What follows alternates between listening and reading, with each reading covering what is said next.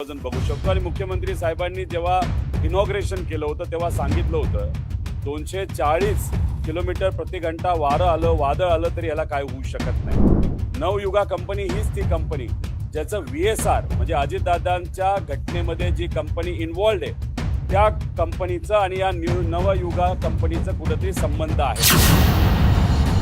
काही दिवसांपूर्वी मुख्यमंत्री साहेबांनी स्टेटमेंट केलं होतं, लोकांनी मिसिंग लिंकवर पडलेल्या खड्ड्यांचे फोटो व्हिडिओ हे सोशल मीडियावर प्रसिद्ध केले होते आणि त्याचं उत्तर देत असताना मुख्यमंत्री साहेब बोलले की एक पावसाळा जाऊन द्यावा लागतो ड्युरेबिलिटी टेस्टसाठी। एक तर टेक्निकली आणि तुम्ही इंजिनिअरिंगच्या भाषेत हे बोललं तर हे स्टेटमेंट तसंच चुकीचं होतं।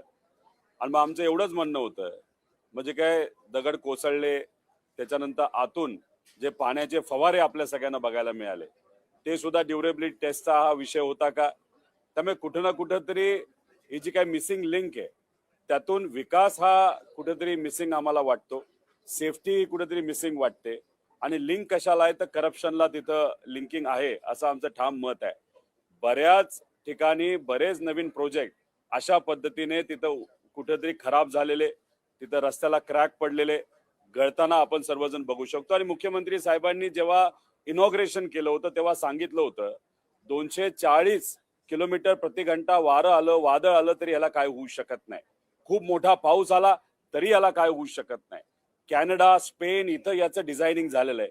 मग एवढं सगळं होऊन सुद्धा परवाच्या पावसामध्ये आत्ताच्या आत्ता इनॉग्रेशन केलेला 2 महिन्यापूर्वी इनॉग्रेशन केलेला हा जो रस्ता आहे, तो जो टनल आहे, तो जो लीक होत असतील, पाण्याचे फवारे सगळीकडनं उडत असतील, रस्ते क्रॅक होत असतील, मग कुठं ना कुठंतरी आम्हाला शंका 100% त्याच्यामध्ये त्या ठिकाणी येते। त्यामुळे आमचं एवढंच म्हणणं आहे क्वालिटीचं काम झालं पाहिजे, शब्दाचा खेळ तिथं नको।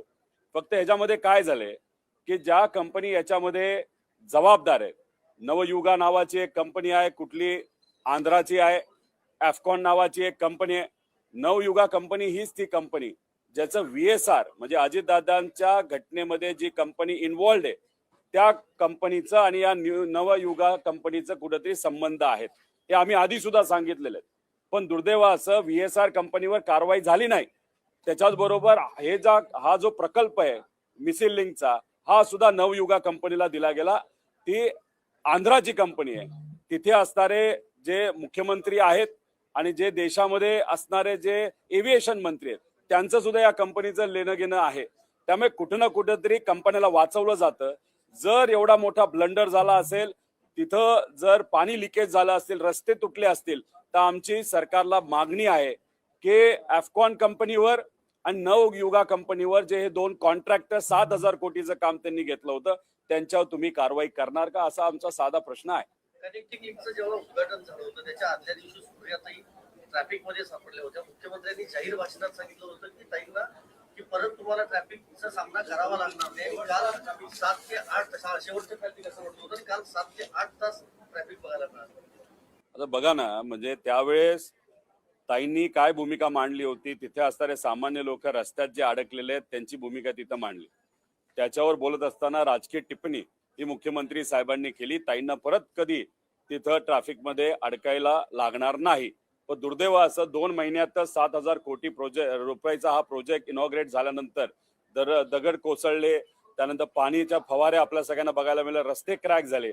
याच्यात काल 8 ते 10 तास ट्रॅफिक आपल्या सर्वांना तिथं बघायला मिळालं। त्यामुळे कुठं ना कुठंतरी फक्त हे सरकार बोलतं एक करतं दुसरं अशी आजची भूमिका आहे।